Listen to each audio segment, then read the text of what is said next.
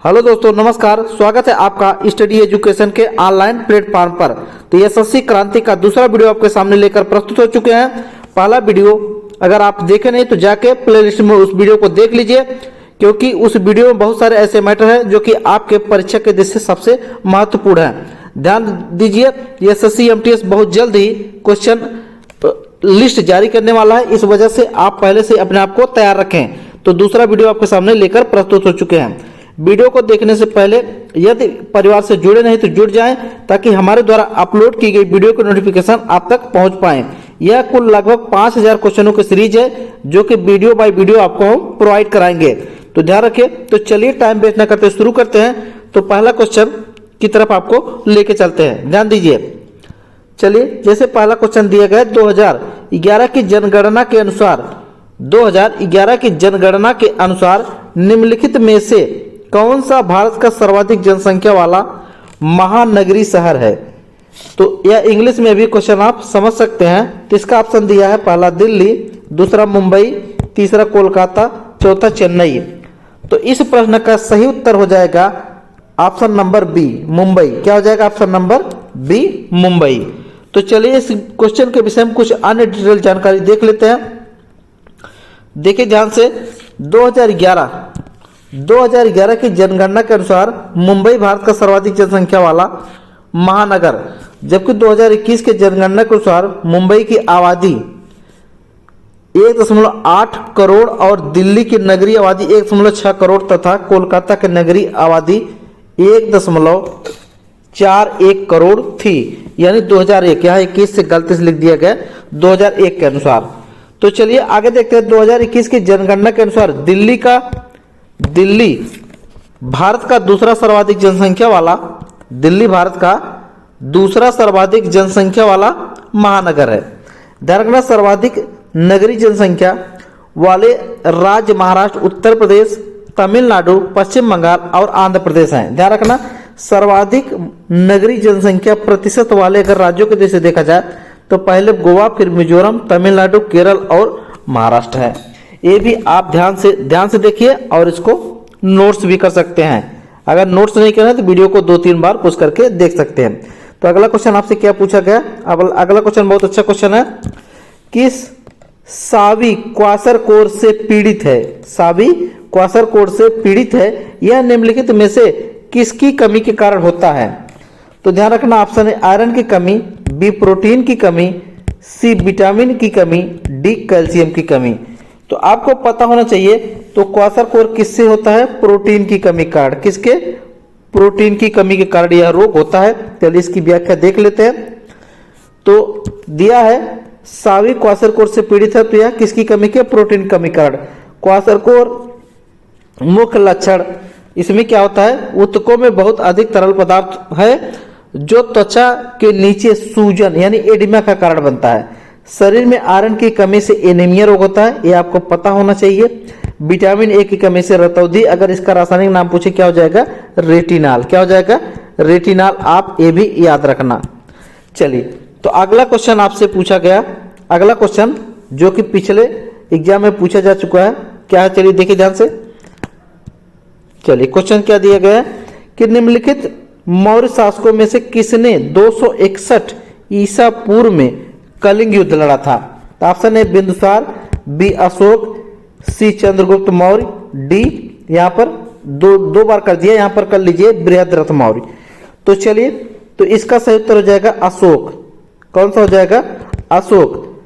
तो ये 13वें शिलालेख में, अशोक के किस क्रम के शिलालेख में? 13वां शिलालेख में। चलिए विस्तृत समझ लेते हैं थोड़ा इसका, क्योंकि यहां से क्वेश्चन बनते हैं। तो मौर्य शासकों में से अशोक 261 ईसा पूर्व में कलिंग युद्ध लड़ा था।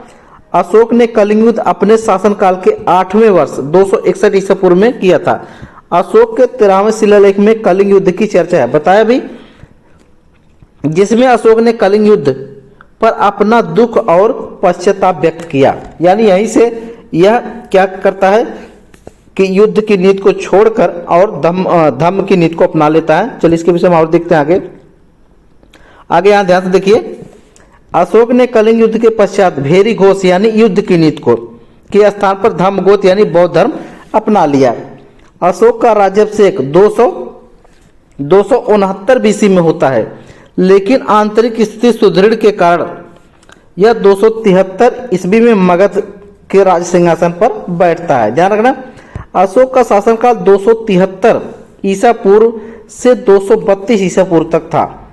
मौर्य वंश का संस्थापक चंद्रगुप्त मौर्य को माना जाता है, जिसका शासनकाल 322 बीसी से 298 बीसी तक रहा।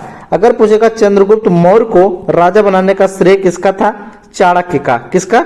चाणक्य, जिसे वर्तमान में विष्णुगुप्त के नाम से जाना जाता है, और इसी चाणक्य को भारत का मैकियावेली भी कहते हैं। ध्यान रखना। तो मैकियावेली कहाँ का निवासी था? मैकियावेली आपके यूरोप अफ्रीका का निवासी था, जिसकी बुक है द प्रिंस। ध्यान रखना, द प्रिंस उसकी बुक है, द डिस्कोर्सेस बुक है, द आर्ट ऑफ वार उसी की बुक है। किसकी? मैकियावेली की। चलिए आगे देखते हैं। बिंदुसार चंद्रगुप्त का उत्तराधिकारी था, जिसका शासनकाल 298 से 273 बीसी तक माना जाता है। बृहद्रथ मौर्य वंश का अंतिम शासक था, जिसकी हत्या कौन किया था? पुष्यमित्र शुंग ने। और किस वंश की नींव डाली थी? तो शुंग वंश की। ध्यान रखना। चलिए नेक्स्ट क्वेश्चन देखिए ध्यान से। नेक्स्ट क्वेश्चन आपका दिया गया है कि निम्नलिखित में से कौन सा भारत के पूर्वी तट के पूर्ण या भाग के लिए क्षेत्रीय नाम नहीं है? यानी कौन सा तट पूर्वी घाट पर स्थित नहीं है? तो आपको ध्यान देना चाहिए। जैसे ये आपको बना दें, अगर गुजरात की दृष्टि देखेंगे तो यहाँ पर क्या है? काठियावाड़ तट है। यहाँ पर कौन सा है? कोंकण तट है। यहाँ पर कन्नड़ तट है। यहाँ पर आपका मालाबार तट है। उत्तरी सरकार तट है, उत्तल तट है, और इसके बाद यहाँ पर कोरोमंडल तट है। तो ध्यान रखना, ऑप्शन जैसे कोरोमंडल तो सही है, ये हो गया। तमिलनाडु तट ये हो गया। यहाँ पर उत्कल तट आपको ये बता ही दिए हैं। मालाबार तट इसके पश्चिमी घाट पर है। यह इसका सही उत्तर नहीं होगा। ध्यान रखना। अगर मुझे भारत के जो तट का विस्तार कहाँ से कहाँ तक है? गुजरात से लेकर तमिलनाडु तक है। चलिए देखते हैं आगे, इसकी विस्तृत व्याख्या भी समझ लेते हैं। तो मालाबार तट भारत के पूर्वी तट के पूर्ण या आंशिक भाग के लिए एक क्षेत्रीय नाम नहीं है। मालाबार तट पश्चिमी तटीय मैदान में है। यानी बता दिया अभी, मंगलौर से कन्याकुमारी तट को मालाबार तट कहा जाता है। पश्चिमी तटीय मैदान गुजरात से कन्याकुमारी तक है। अभी जस्ट आपको बता ही चुके हैं। पश्चिमी तटीय मैदान को धरातल तथा संरचना की दृष्टि से कई उपभागों में बांटा गया। जैसे हम बता सकते हैं, मुंबई से गोवा तक क्षेत्र को कोंकण तट, ये भी अभी बताया जस्ट। गोवा से मंगलौर तक की कन्नड़ तट, यानी मंगलौर से कन्याकुमारी तक क्या कहते हैं? मालाबार तट। अभी जस्ट इसके विषय में बता चुके हैं। नेक्स्ट क्वेश्चन देखिए, बहुत अच्छा क्वेश्चन है। नेक्स्ट क्वेश्चन ध्यान से बताएंगे। तो क्या दिया गया है कि श्रम और रोजगार मंत्रालय ने मार्च 2022 में प्रधानमंत्री श्रम योगी मानधन योजना के तहत शुरू किया गया। तो ध्यान रखना, ये भी बहुत अच्छा क्वेश्चन है। ऑप्शन ध्यान देखिए, क्या दिया गया? डोनेट ए पेंशन पहल, अटल पेंशन योजना, स्टैंड अप इंडिया योजना, India water pitch pilot, scale startup challenge. तो इस प्रश्न का सही उत्तर क्या हो जाएगा? Option number A, donate A pension पहल। डोनेट ए पेंशन पहल। चलिए इसकी विषय विस्तृत व्याख्या आपको बता देते हैं, जहां से आपके क्वेश्चन आसानी से सॉल्व हो पाएंगे। श्रम और रोजगार मंत्रालय मार्च 2022 में प्रधानमंत्री श्रम मानधन योजना के तहत डोनेट ए पेंशन पहल शुरू किया। डोनेट ए पेंशन पहल असंगठित क्षेत्र में 18 से 40 वर्ष के श्रमिकों के लिए है, जिसमें हर साल 660 से 2400 रुपये जमा करने होते हैं। डोनेट पेंशन पहल के 60 वर्ष की आयु के बाद प्रति माह 3000, यानी आपको 660 से लेकर 24,000 जमा करने पड़ेंगे, और जैसे आप 60 जब वर्ष के हो जाते हैं तो 3000 रुपये प्रति माह आपको पेंशन मिलेगी। चलिए ध्यान देखिए, एयर इंडिया भारत का अंतर्राष्ट्रीय हवाई वाहक है और विदेशी यातायात को संभालता है, जिसमें कार्गो और यात्री सेवाएं दोनों शामिल हैं। तो चलिए ऑप्शन देख लीजिए क्या क्या दिया गया है।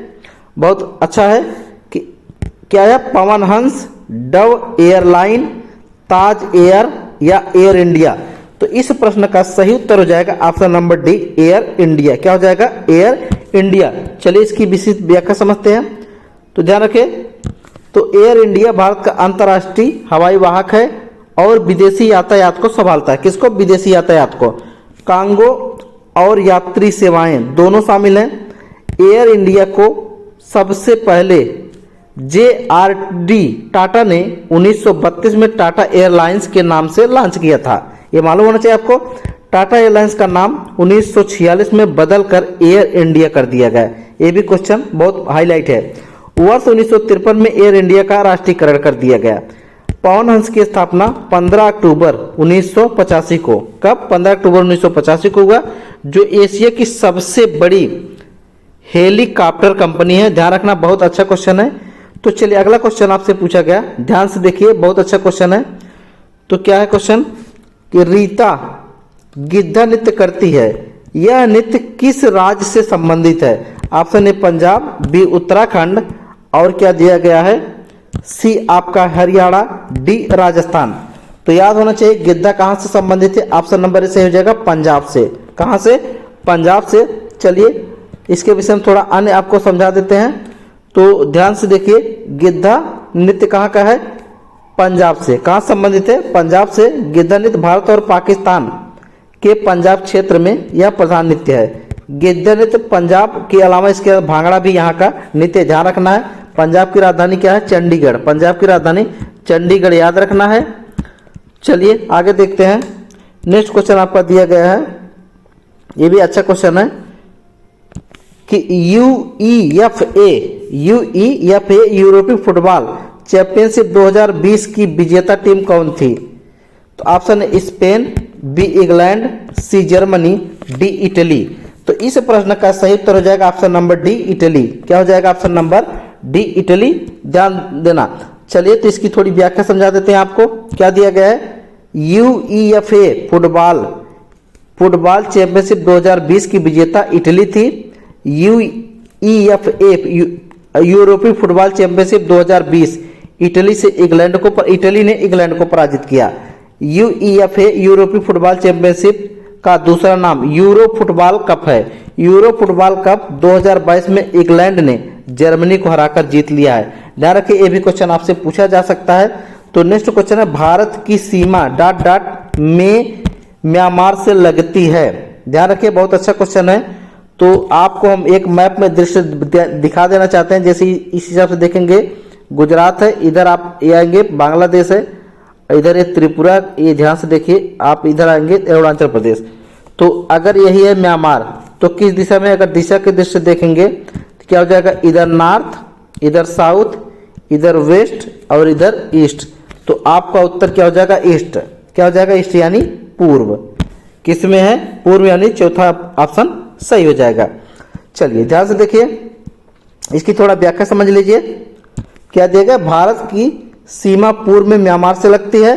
भारत म्यांमार की सीमा पूर्व में भारत के अरुणाचल प्रदेश, नागालैंड, मणिपुर, मिजोरम, ये 4 राज्यों से लगती है। ध्यान रखना। तो 4 राज्यों से लगती है, किस पहाड़ी के माध्यम से? चलिए उसके विषय में समझते हैं। भारत म्यांमार की सीमा पूर्व में विस्ती, पटकोईबूम, नागा, वरेल, मिजो की पहाड़ियों का निर्माण करती है। म्यांमार का अराकानियोमा पर्वत, कौन सा? अराकानियोमा पर्वत है जो भारत म्यांमार की सीमा का निर्धारण करती है। भारत म्यांमार के बीच सीमा का निर्धारण 1826 में यांडबू नामक एक व्यक्ति थे, जिनके नाम से संधि के आधार पर निश्चित की गई थी। भारत का पूर्व में बांग्लादेश के साथ की सीमा भारत का किसी भी देश के साथ सबसे लंबी सीमा 4096 है। यानी भारत बांग्लादेश के साथ कुल कितनी सीमा लगाता है? 4096। ध्यान रखना, ये भी अच्छा क्वेश्चन है। अगर भारत पूछ ले, नेपाल के साथ 1751 है, म्यांमार के साथ 1643 है। ध्यान रखना। और अगर अन्य के साथ जैसे आपसे पूछ ले, जैसे चीन के साथ 3488 है, पाकिस्तान के साथ 2933 है, और भूटान के साथ 699 है, अफगानिस्तान के साथ 106 किलोमीटर है। ये सब भी ध्यान रखिए। चलिए इस क्वेश्चन देखिए ध्यान से। ऑस्कर 2009 में निम्नलिखित भारतीय संगीतकारों में से किसे स्लम डॉग मिलियनेयर ने अपनी रचना के लिए सर्वश्रेष्ठ मूल गीत का पुरस्कार लिया, यानी मिला? तो चलिए ध्यान समझिए, बहुत अच्छा क्वेश्चन है कि Lata Mangeshkar, B Gulzar, C Asha Bhosle, D A R Rahman. तो इस प्रश्न का सही उत्तर हो जाएगा ए आर रहमान। क्या हो जाएगा? ए आर रहमान। चलिए ध्यान से देखिए, इसकी थोड़ी व्याख्या आपको समझा देते हैं। क्या दिया गया है? ऑस्कर 2009 में भारतीय संगीतकारों में से ए आर रहमान को स्लम डॉग मिलियनेयर में अपनी रचना के लिए सर्वश्रेष्ठ मूल गीत का पुरस्कार मिला। ए आर रहमान को स्लमडॉग मिलियनेयर के लिए ऑस्कर भी दिया गया था। चलिए नेक्स्ट क्वेश्चन ध्यान समझिए। नेक्स्ट क्वेश्चन क्या दिया गया है कि निम्नलिखित में से 1947 का कौन सा अधिनियम ट्रेड यूनियनों साथ साथ वैयक्तिक कामगारों के संबंध में भारतीय श्रम कानूनों को विनियम करता है? तो ध्यान से देखिए, इसके ऑप्शन की तरफ आपको लेके चलते हैं। क्या दिया गया है कि रॉलेट एक्ट अधिनियम, औद्योगिक विवाद अधिनियम, भारतीय परिषद अधिनियम या चार्टर अधिनियम। तो इस प्रश्न का सही उत्तर हो जाएगा औद्योगिक विवाद अधिनियम। क्या हो जाएगा दोस्तों? औद्योगिक विवाद अधिनियम। चलिए इसकी व्याख्या थोड़ा आपको समझा देते हैं अच्छे से। पीडीएफ के लिए आपको डिस्क्रिप्शन जाएंगे, 2 दिन बाद आपको पीडीएफ मिल जाएगा। चलिए, औद्योगिक विवाद अधिनियम 1947 में यूनियनों के साथ वैयक्तिक कामगारों के संबंध में भारतीय श्रम कानून को विनियम करता है, जबकि औद्योगिक विवाद अधिनियम परामर्श और सौहार्दपूर्ण संबंध को बढ़ावा देने के लिए 100 या उससे अधिक के कर्मियों के साथ किसी भी औद्योगिक प्रतिष्ठान में कार्य समिति की स्थापना भी करना है। ध्यान रखें, 20 या 20 से अधिक कर्मियों को नियुक्त करने वाले प्रत्येक प्रतिष्ठान के लिए शिकायत निवारण समिति का गठन किया जाना चाहिए। चलिए नेक्स्ट क्वेश्चन ध्यान दीजिए। नामिता कार्यतरित सेल के एक उदाहरण के बारे में बात करती है। यह निम्नलिखित में से कौन सा हो सकता है? एक नामिता नाम की लड़की है, कार्यान्वित यानी सेल के विषय में बात करती है। तो यह निम्नलिखित में से कौन सा हो सकता है? ध्यान से देखिए, ऑप्शन क्या दिया गया है? हाइलाइट, सेल, संगमरमर या चूना पत्थर। तो इस प्रश्न का सही उत्तर हो जाएगा ऑप्शन नंबर बी, सेल। क्या हो जाएगा? Option number B, cell. चलिए थोड़ा इसके बारे में और विधिवत समझ लीजिए। अभी आपको ग्राफ के विषय में ग्राफ से समझाते हैं। नामित कार्यान्वित सेल के उदाहरण के बारे में बात करती है। वर्सेस्टर यानी वर्सेस्टर महोदय के अनुसार कार्यान्वित या रूपांतरित चट्टान वे हैं जिनके बिना विघटित हुए रूप तथा संरचना में परिवर्तन आ जाता है। ध्यान रखिए। चलिए इसके विषय में थोड़ा इस टेबल को समझिए, जो कि बहुत अच्छा टेबल है। तो इसमें दिया गया रूपांतरित चट्टान के पुनः रूपांतरण से बनी शैलें, यानी स्लेट है क्या बन जाएगी? फाइलाइट बन जाएगी। फाइलाइट है तो सिस्ट बन जाएगी। गैब्रो है तो क्या बन जाएगी? सर्पेंटाइन। आग्नेय चट्टान के रूपांतरण से बनी शैलें, ग्रेनाइट है तो नीस बन जाएगी। बेसाल्ट है तो एंटीबोलाइट या सिस्ट बन जाएगी। अवसादी चट्टानों के रूपांतरण से बनी शैलें, यानी अगर शैल है तो स्लेट बन जाएगी। चूना पत्थर है तो संगमरमर बन जाएगी। बलुआ पत्थर है तो क्वार्टजाइट बन जाएगी। चाक एवं डोलोमाइट है तो क्या बन जाएगी? संगमरमर बन जाएगी। कोंग्लोमरेट है तो क्या बन जाएगी? क्वार्टजाइट बन जाएगी। ये टेबल को ध्यान रखिए, यहाँ से क्वेश्चन रेगुलर बनते हैं। चलिए ध्यान देखिए, अगला क्वेश्चन आ गया आपका।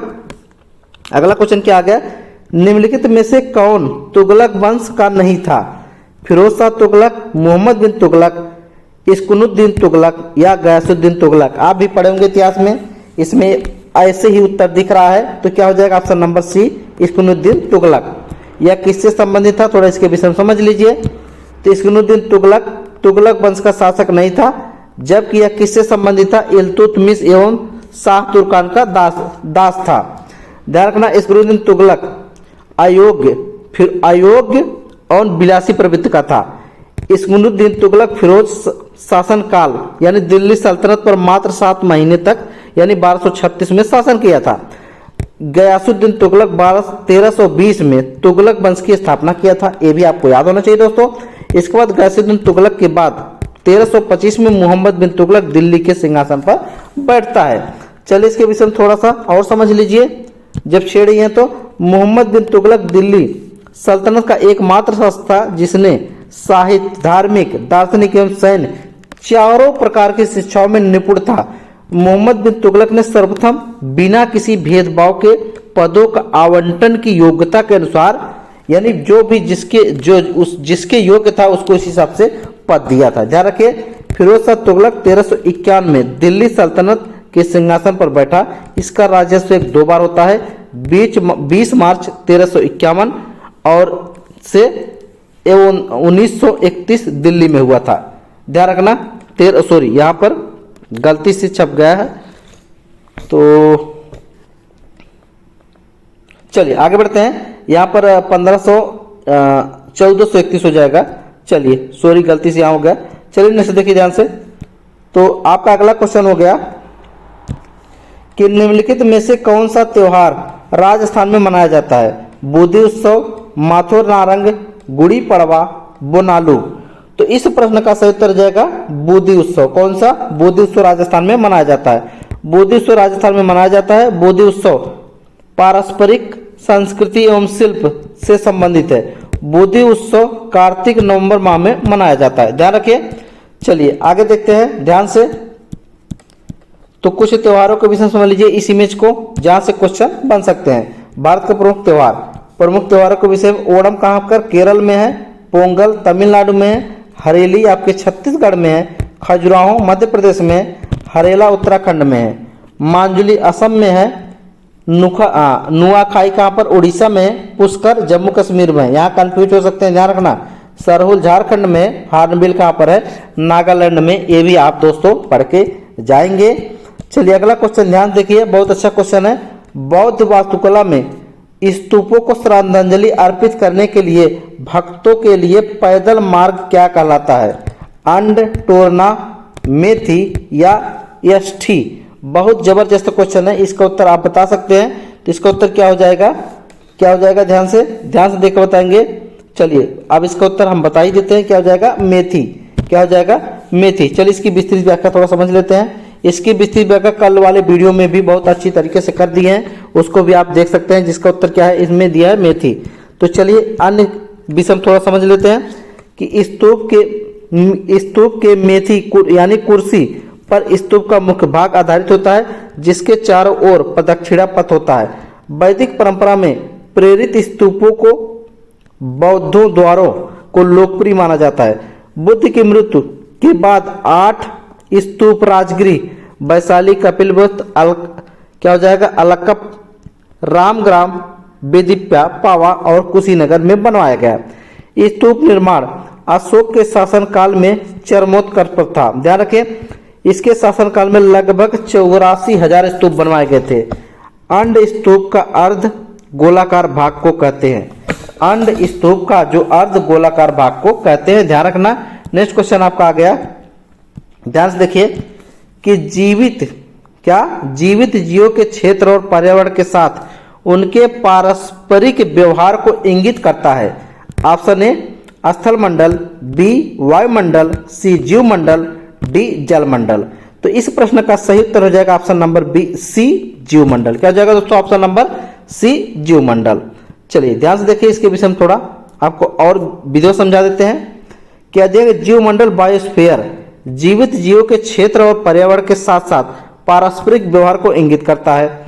जीव मंडल सामान्य रूप से किसकी? पृथ्वी की सतह के चारों ओर व्याप्त एक आवरण है, जिसके अंतर्गत पौधों तथा जंतुओं का जीवन बिना किसी रक्षक या साधन के संभव होता है। जीव मंडल 3 घटकों जैविक संगठक और ऊर्जा संगठक से निर्मित है। जीव मंडल खुला या विस्तृत तंत्र का उदाहरण है, आपको याद होना चाहिए, क्योंकि इसमें ऊर्जा का एक सतत निवेश या आगमन तथा पदार्थों का बहिर्गमन होता है। ऊर्जा का अगर 10% नियम पूछे तो याद रखना लिंडेमान ने दिया था। कौन? लिंडेमान ने दिया था, क्योंकि उनका मानना था कि ऊर्जा कभी नष्ट नहीं होती है। ऊर्जा न तो उत्पन्न होती है न नष्ट होती है, केवल एक माध्यम से दूसरे माध्यम में परिवर्तित कर दी जाती है। ध्यान रखना, जीवमंडल तंत्र संतुलित दिशा में बना रहता है, परंतु जब यह नाजुक संतुलन विक्षुब्ध हो जाता है। नेक्स्ट क्वेश्चन ध्यान देखिए। नेक्स्ट क्वेश्चन क्या दिया गया है? निम्नलिखित में से कौन सा मानक साधन है जिसके द्वारा भारत में चुनाव कराए जाते हैं? ब्लॉकचेन, मतपत्र या बैलेट पेपर। और आगे देखिए अगला ऑप्शन दिया गया है इलेक्ट्रॉनिक वोटिंग मशीन या ईमेल? तो इस प्रश्न का सही उत्तर हो जाएगा इलेक्ट्रॉनिक वोटिंग मशीन। क्या है? Electronic voting machine. चलिए इसकी थोड़ा व्याख्या आपको समझा देते हैं जहां से क्वेश्चन बराबर बनते रहते हैं। तो इलेक्ट्रॉनिक वोटिंग मशीन मानक साधन है जिसके द्वारा भारत में चुनाव कराए जाते हैं। इलेक्ट्रॉनिक वोटिंग मशीन का पहली बार उपयोग 1982 में किया गया। बीपीएटी प्रणाली वाले ईवीएम का पहली बार इस्तेमाल 2014 के आम चुनाव में किया गया, यानी वीवीपैट जिसे कहते हैं, वीवीपैट। इसका पूरा नाम क्या है? Voter verifiable paper audit trail. Blockchain लेन देन रिकॉर्ड करने, संपत्ति पर नजर रखने और विश्वास बनाए रखने का एक साझा अपरतनी वही खाता है। चलिए इस टेबल को थोड़ा समझ लीजिए। थोड़ा अन्य उपकरणों के विषय में अगर पूछे तो ध्यान रखिए। क्या? अनेमोमीटर वायु वेग मापते हैं, अमीटर से विद्युत धारा मापते हैं, सिस्मोग्राफ से भूकंप की तीव्रता मापते हैं। अगर पूछ ले ऑसिलोग्राफ से क्या करते हैं? विद्युत अथवा यांत्रिक कंपन सूची ज्ञात करते हैं। चलिए नेक्स्ट क्वेश्चन ध्यान देखिए। क्वेश्चन नंबर क्या है? कौन सा? 18 है। क्वेश्चन नंबर कौन सा है? 18। आयनिक यौगिक NaCl का रासायनिक नाम क्या है? यहाँ लिथियम क्लोराइड, सीजियम क्लोराइड, यहाँ पर मोडियम है, इसको सोडियम बना लीजिए, मोडियम को सोडियम क्लोराइड, और यहाँ पर कैल्शियम क्लोराइड। तो इस प्रश्न का सही उत्तर क्या हो जाएगा? Sodium chloride. क्या हो जाएगा? Sodium chloride. चलिए आगे देखते हैं। कुछ इस टेबल को ध्यान से देखिए, यहाँ से भी क्वेश्चन आपका बन सकता है। जैसे कास्टिक सोडा का NaOH है, वॉशिंग सोडा Na2CO3 N2TnH2O, ये भी पूछ सकता है। बेकिंग सोडा है, ग्लेबर साल्ट है, और ध्यान रखिए माइक्रो कॉस्मेटिक साल्ट है, पोटास या पीरल आस है, और आपसे पूछे कास्टिक पोटास है, क्यूकलाइम है, स्लैम लाइम है। ये सब भी आप इस टेबल को ध्यान से देखिए और इस टेबल को भी याद कर लेंगे। चलिए अगला क्वेश्चन ध्यान देखिए। अगला क्वेश्चन कौन सा दिया गया है कि भारत की नई कर व्यवस्था के अनुसार वित्तीय वर्ष 2023-22 के लिए आयकर सीमा क्या है? ऑप्शन क्या दिया है? क्या दिया है? 7,50,000, बी 5 लाख, सी आपका 1 लाख, डी 2.5 लाख। तो इस प्रश्न का सही उत्तर हो जाएगा 2.5 लाख। क्या हो जाएगा दोस्तों? 2.5 लाख। ध्यान रखिए। चलिए नेक्स्ट क्वेश्चन देखिए। इसके विषय में थोड़ा व्याख्या समझ लीजिए कि भारत की नई कर व्यवस्था के अनुसार वित्तीय वर्ष 2023 के लिए आयकर सीमा 2.5 लाख तक है। आयकर अधिनियम कब आया था? 1961 का अनुभाग कौन कहता है? 194 75 वर्ष उससे अधिक आयु के वरिष्ठ नागरिकों का आय विवरण दाखिल करने से छूट देने की शर्तें प्रदान करता है। चलिए ध्यान देखिए अगला क्वेश्चन क्या है। अगला क्वेश्चन है भारतीय संविधान का कौन सा अनुच्छेद कानूनों के समान संरक्षण और कानूनों के समक्ष समानता प्रदान करता है? तो ऑप्शन ए कह रहा है 60, बी 14, सी 42, डी 30। तो इस प्रश्न का सही उत्तर हो जाएगा ऑप्शन नंबर बी यानी 14। क्या हो जाएगा? ऑप्शन नंबर बी यानी 14। चलिए इसके विषय में थोड़ा समझ लीजिए। तो ऑप्शन नंबर बी यानी 14 अनुच्छेद किसकी बात कर रहा है? जो क्वेश्चन पूछा गया है, यानी 14 में कहा गया है कि राज्य भारत के राज्य क्षेत्र में किसी व्यक्ति को विधि के समक्ष समता या विधियों के समान संरक्षण से वंचित नहीं करेगा। ध्यान रखना भारतीय संविधान का अनुच्छेद 14 से 18 तक किसका समानता का अधिकार है। अनुच्छेद 42 में क्या कहा गया? नीति निर्देशक तत्व, इसमें न्यायोचित एवं माननीय कार्य दशाओं तथा मातृत्व सहायता के लिए प्रावधान है। ध्यान रखना अनुच्छेद 30 क्या कहता है? अल्पसंख्यकों को अपनी शैक्षणिक संस्थान खोलने और चलाने का अधिकार होगा। अनुच्छेद 60 क्या कहता है? राष्ट्रपति के शपथ से संबंधित बात करता कौन? अनुच्छेद 60। चलिए नेक्स्ट क्वेश्चन देखिए, स्क्रीन पर आपके आ चुका है। थोड़ा उससे जाने से पहले थोड़ा इस टेबल को देख लीजिए। अगर अनुच्छेद 1 कहेगा संघ का नाम एवं क्षेत्र, अनुच्छेद 2 कहेगा नए राज्यों का प्रवेश, 3 कहेगा राज्य का निर्माण तथा सीमाओं या नामों में परिवर्तन, यानी और 4 कहेगा पहली अनुसूची और चौथी अनुसूची के संशोधन तथा 2 और 3 अधीन बनाई विधियां। 5 क्या कहे? संविधान के प्रारंभ पर नागरिकता। 6 क्या कहे? भारत से आने वाले व्यक्तियों की नागरिकता। 7 से पाकिस्तान जाने वाले व्यक्तियों की नागरिकता। भारत से बाहर रहने वाले व्यक्तियों की नागरिकता अनुच्छेद 8 बात करता है। तो इसी तरीके से आप इस टेबल को ध्यान से देखिए, यहाँ से भी क्वेश्चन 100% बनेंगे। चलिए नेक्स्ट देखिए। नेक्स्ट क्वेश्चन आपका दिया गया है क्या है कि एफ IDE 44वां शतरंज ओलंपिक ओलियाड भारत में 2022 की गर्मियों के दौरान आयोजित किया गया। कहाँ पर? मुंबई में, कोलकाता में, गुड़गांव में या चेन्नई में? कहाँ पर किया गया? चेन्नई में। ध्यान देखिए, इसका कहाँ पर किया गया? चेन्नई में। थोड़ा इसके बारे में समझ लीजिए। यह खेल जुलाई अगस्त 2022 में आयोजित हुआ है।